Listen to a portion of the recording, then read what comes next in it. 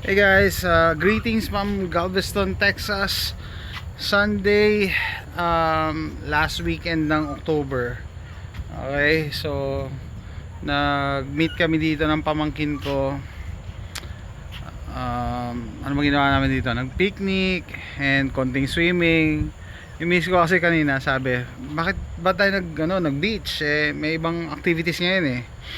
Merong pumpkin fest, mga ganun. Sabi ko kasi mga aso ito, no? So pag may aso kayo, dapat i-consider may iba silang activity kasi nabuburyong din yung mga yun sa bahay, di ba Rocky?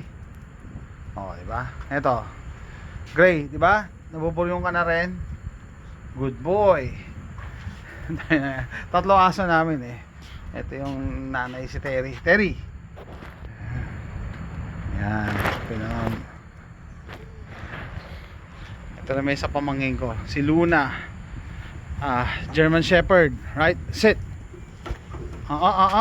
Sit down. Good girl. Okay, tapos ito si Pixie. Bang klase mata nito talaga, itim eh, oh. Pero mabait to, napakabait. Labrador kasi ito eh. No.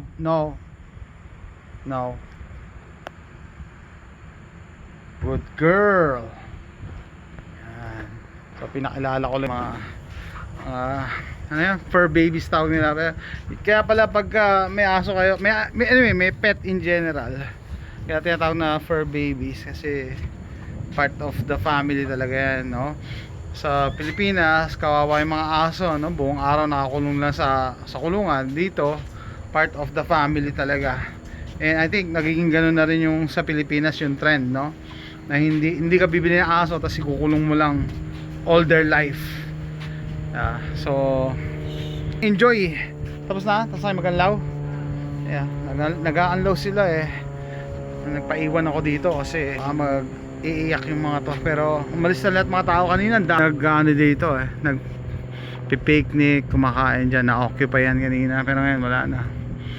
And hindi ko alam, parang kulang yung dinala kong uling, saktong sakto lang. Lahat dito may kulang ba? Sumasagot pa. Lahat dito merong ihawan eh. And by the way, libre to ha. Kung sa Pilipinas ang tawag dito cottage na ano, no, pinapaupahan, ito libre to. Entrance lang ang babayaran mo, which is $5 per person. Pero pag meron kang annual pass na katulad ko, $70 per year, want to sawa ka maglabas pasok, libre. So dun yung rinsing area, yun yung changing area. Ito naman yung restroom, may AC yan. And yun yung beach. Makita ko lang. Nagsabon kayo? Bakit kayo nagsabon? Ano nyo ba masama sa environment yan? Masama sa environment yan eh.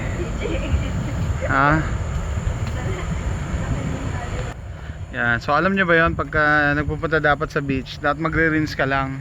Sa bahay ka na talaga maligo. Bakit? Kasi yung soap, ma-absorb yan ng lupa, yung chemicals pupunta kaya sa nature. Kumbaga hindi natin treat. Kaya mas maganda kung magsusoap kayo sa bahay para sa sewerage system talaga. Anyway, kita nyo, brilliant to. Yun nga, alam, may mga tae ng ibon. Kaya kanina bago kami nag-start binuhusan pa namin yung mga tables namin na ginamit. Kinot-kot ko pa yung tayo ng ibon eh. Pero nakakatuwa lang, parang hindi nalulum, or hindi, mga 3 years na tong mga bago lang kasi itong mga to eh. Sinara nila tong Galveston a few years ago and nagbukas pa lang 3 or 4 years. So mukha pa rin bago yung mga ano, yung mga covered picnic area. Tapos kada isang merong naka-assign na trash bins. Talagang walang dahilan para hindi ka magtapon ng basura unless talaga nananadya ka na lang. Interviewin natin yung mga fur babies namin. May time pa naman ako eh. Pagod na pagod. Ito yung pinaka matapang sa kanila eh, pero mabait sa tao. Matapang to sa ibang aso eh. Ewan ko yata characteristics ng pitbull eh, pero napakabait sa tao. Pagod na pagod. Pinakamagaling naman to sa kanila lumangoy. Hindi namin alam. Ito pala no, si Pixie yung Labrador, sabi ng pamangkin ko, first time mag-swimming, first time sa beach. Nagulat siya, baka daw ang marunong lumangoy. No, Pixie, no? You know how to swim? English speaking to eh. You know how to swim, Pixie? Ganda ng mata nito, itim na itim mo. Hindi mo ito makikita sa gabi. Anyway, nagulat siya, sabi niya, bakit marunong agad to lumangoy eh, first time niya. Si Terry ganun din eh. Si Terry ganun din. Yung pitbull ko. Ano to eh, actually American Staffy, American Staffordshire. Pinsan to ng mga pitbull actually, no? So ito rin, magaling din to lumangoy. Kahit first time niya noon, nung bata pa siya, no? So may theory kami, ako at asawa ko, theory namin is napapasa sa DNA yung knowledge or yung skill. Example nga yung swimming. Kasi paano nila nalaman lumangoy? Hindi man sila, wala naman nagturo sa kanila. Parang naipapasa, no, yung knowledge. And nung si Terry, nung nagbuntis to at nanganak ng siyam, nagulat ako, first time ko lilinisin yung kulungan nila. Sabi ko, ba't ang linis? Walang tae, walang ihi.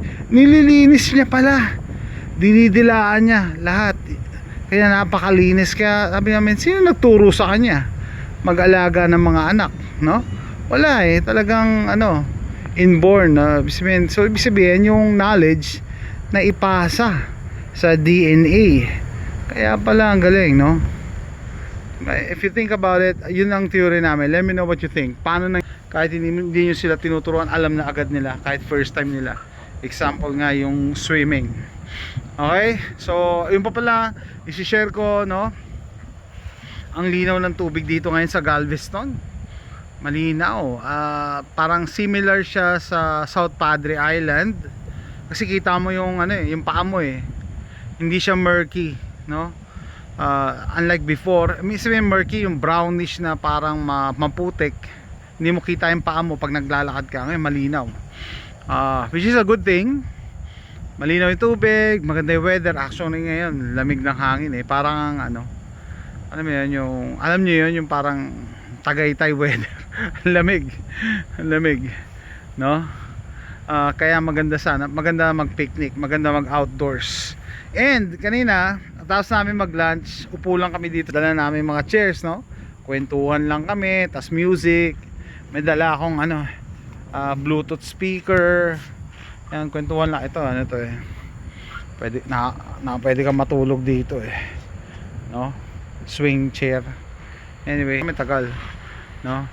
So isa sa nasabi ko sa kanila yung mismong pag-breathe lang ng fresh air dito ibang iba eh.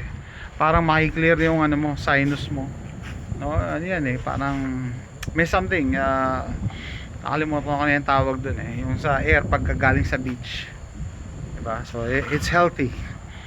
And what else? Pinakita ko na yung lugar, pinakita ko yung aso, then layout, okay tayo. Walkway, sementado. Yun, dressing area, rinse area din doon, and then may restroom. So, either way, pwede akong mag-restroom. Pero mas malapit kami, pinili ko dito yung side na to. Pagod na pagod talaga yung mga aso, lalo na to. Ilang beses ko to pinatakbo, tsaka pinalangoy. Pag uwi namin, ang biyahe namin is 2 hours eh, going back. Mang tulog tong mga asong to, no? Tulog tong mga to. Anyway, yan, pabalik na sila. It's time for me to rinse. Hindi ko iniwanan yung mga aso, baka mamaya mag-ingay.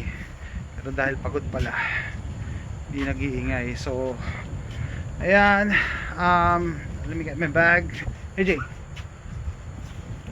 let me get my bag.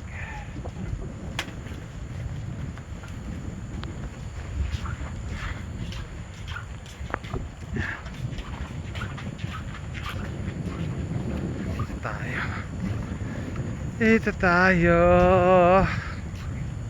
Kanina yan mami na iwan na damit.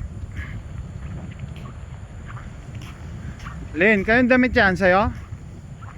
Sa'yo yan na iwan? Okay. Yan, sa'yo yan. Rinse area. Dito. Ito, pati itong bag. Dala ka pa talagang bag. Nag-vlog ako eh. Vlogger sa ako mo eh. Anyway, ayan. Lamig. So that's it, guys. Greetings from Galveston Island State Park. See you next time. Bye.